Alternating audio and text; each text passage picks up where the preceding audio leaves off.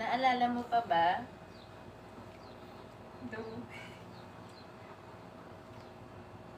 Almost 6 years ago na.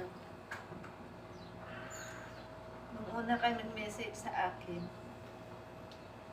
Wala sa plano ko na i-entertain kita. Dahil nung time na yon, magulo ang isip ko. At marami akong pangarap na gusto kong natupad. Ipinaubaya ko kay Lord lahat ng mga plano ko. Dahil nung una,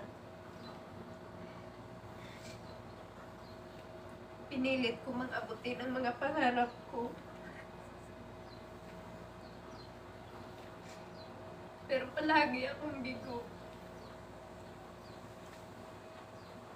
Dahil hindi ko alam na may mas maganda palang planong si Lord sa akin. Mahal, ikaw lang yung tao na handang makinig at game na game kung ano man yung mga plano ko sa buhay.